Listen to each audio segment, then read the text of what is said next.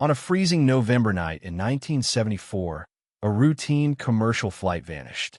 Not over the Bermuda Triangle, not into the deep waters of the Pacific, but over a small, sleepy mountain range right here in the Pacific Northwest. For 45 minutes, air traffic controllers tracked Flight 811 as it navigated a sudden, unseasonal storm. Then, at exactly 3:14 a.m., the radar blip simply stopped. No distress call, no debris field, no emergency beacons.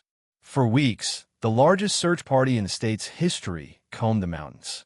They found absolutely nothing. Eventually, the case went cold, the files were boxed away, and the world moved on.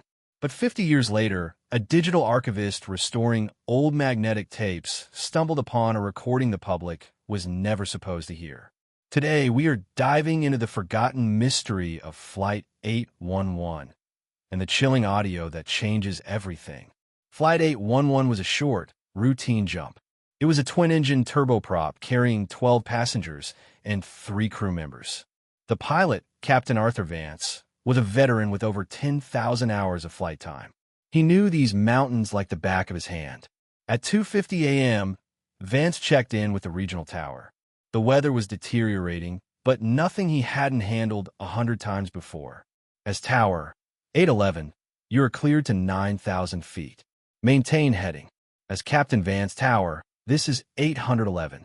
Encountering some heavy turbulence and unexpected fog layers at 12,000 feet. Requesting descent to 9,000. Back to normal narrator voice. Slow down for emphasis. That was the last official transmission logged in the federal report. According to the official narrative, the plane suffered a catastrophic structural failure due to the storm and crashed into an inaccessible ravine. But here's where the official story starts to fracture.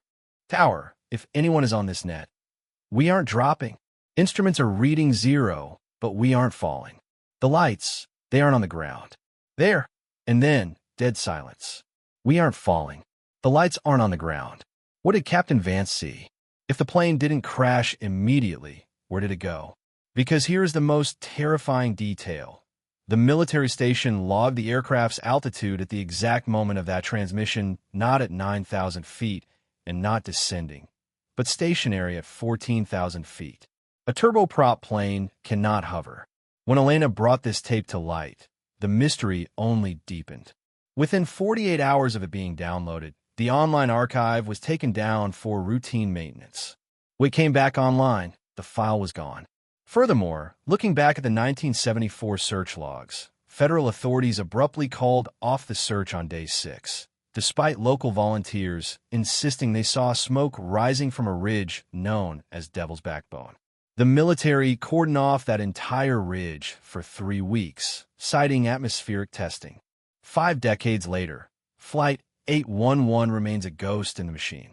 Did a freak atmospheric anomaly trap the plane? Was it a military accident covered up under the guise of storm? Or did Captain Vance encounter something truly inexplainable in those dark, foggy skies? The mountains keep their secrets well, but the truth has a way of trying to look for a way out. What do you think happened to Flight 811? Let me know your theories in the comments below.